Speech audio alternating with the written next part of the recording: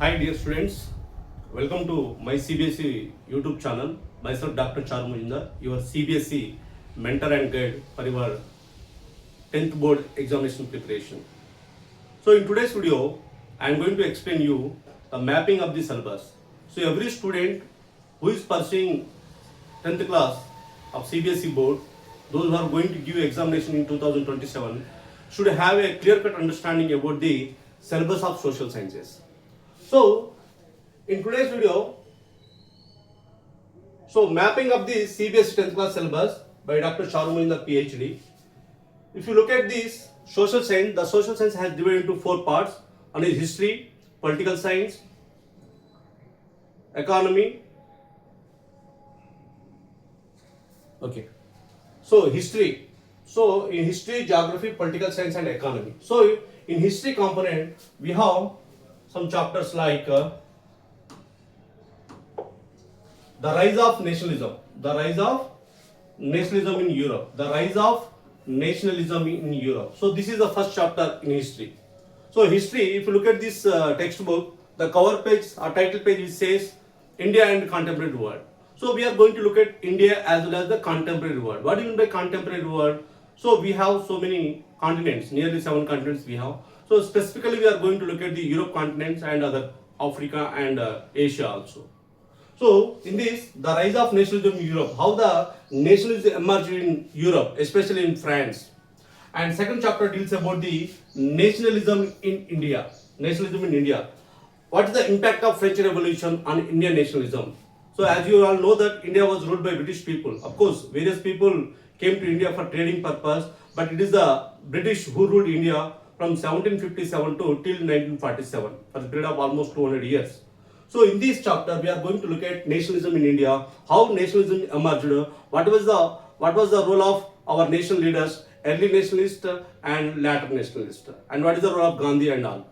So third chapter deals about the making of global world, how the world is interconnected and how the globalization process took place and what is the origin and what is its genesis and how it spread to all over the world. We are going to look at in this chapter. Coming to chapter 4, the age of industrialization, how the industrialization started in the world. As we all know that industrialization was started in Europe, especially in Britain, where the steam engine and other handlooms and power looms were invented in Europe. So how the age of industrialization was spread to all over the world. And coming to 5th chapter, print culture and the modern world. How the print culture started in China, how it is entered into the Europe, and from Europe to Asia, especially India. So everything we are going to look at in this, the print culture and the modern world. How the print culture contributed to emergence of the modern world. So everything we are going to look at in this history part. So as you all know that history has 5 chapters. The chapter 1 name is the rise of nationalism in Europe. Chapter 2, the nationalism in India. Chapter 3, the making of a global world. Chapter 4, the age of industrialization. And finally, chapter 5 deals about the print culture and the modern world. Now, if you go to this second part, that is second component.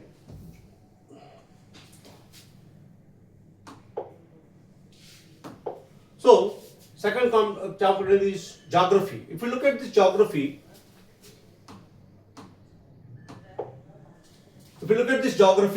if you see the geography title book in NCERT title book, you will see the contemporary India. What does it mean contemporary India? Present India.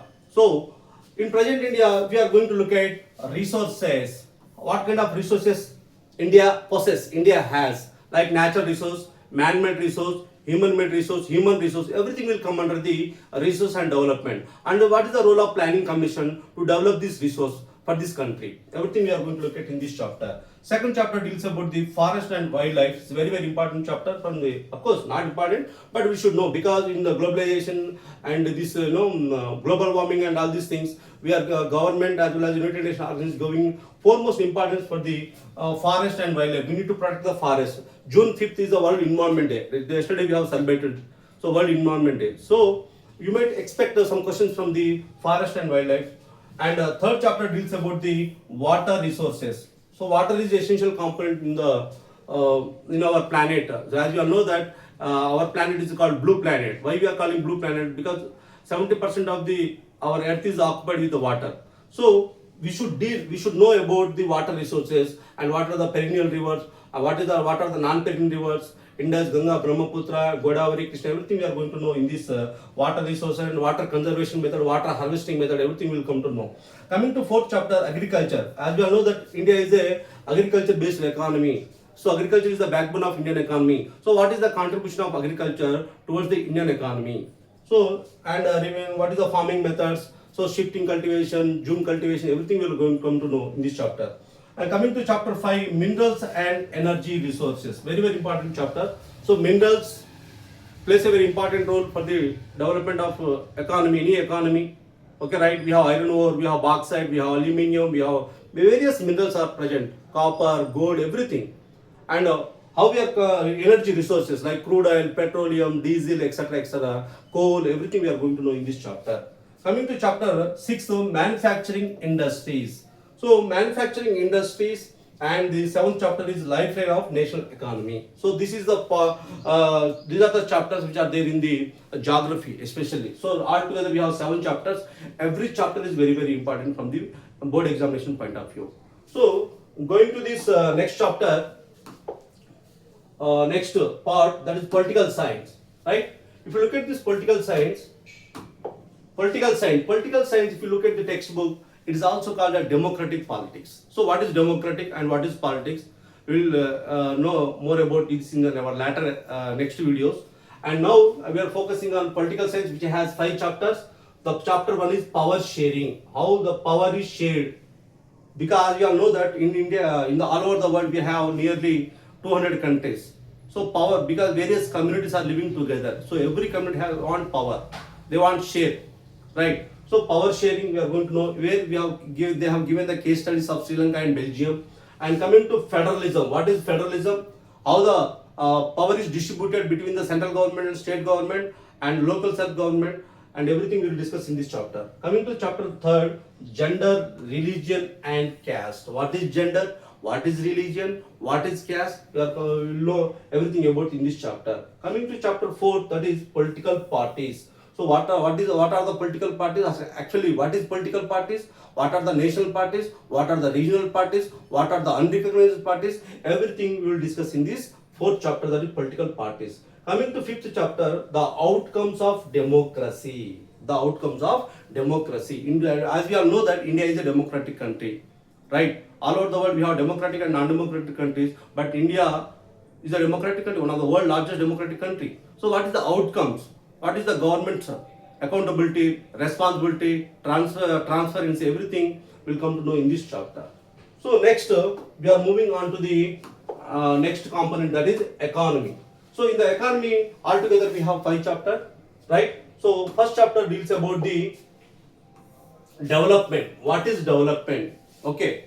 And various components we are going to study in this chapter. Income criteria, health criteria, education criteria, human development index, UNDP role, everything will come to know. And second chapter deals about the sectors of the Indian economy. Sectors of the Indian economy. As you all know that in India we have 3 sectors: primary sector, secondary sector and tertiary sector, right? So then third chapter deals about the money and credit. Money and credit. So what is money? What is the role of banks? What is the role of money, that is lending institutions? Okay, everything will come to know. And what is credit and all. Coming to 4th chapter, globalization and the Indian economy. So what is globalization and how Indian economy interconnect with the global economy? Okay, and what are the multinational corporation, MNCs? So everything will come to know in this chapter. And 5th chapter is the consumer rights. So economy has 5 chapters, that is development. First chapter, second chapter, sectors of the Indian economy. Third chapter, money and credit. 4th chapter, globalization and Indian economy. 5th chapter, consumer rights. So dear students, all together so as we all know that social science has 4 components or 4 parts. One is history, then geography, then political science, then economy. So history has how many chapters now? 5 chapters. History has 5 chapters. Geography has 7 chapters. Whereas political science or democratic politics has 5 chapters. Economy has 5 chapters. Altogether we have 22 chapters. But in the board examination, you will get questions from the only, I think, 19 or 20 chapters only. and remaining age of industrialization and consumer rights, they were allocated, or they were meant for the internal assessment or periodic assessment for your board examination or project. So remaining chapter in the history, the making of a global world, you will get some 1.1 to 1.3. These are you will be tested, you will be assessed for this from this area only. Okay, so yeah, from the board examination you have 22 chapters, and in the 22 chapters only 19 or 20 chapters for our board examination, remaining chapters for your internal assessment and project analysis. So thank you in this brief video, because I have a little bit faster. So thank you all for giving this opportunity. Thank you.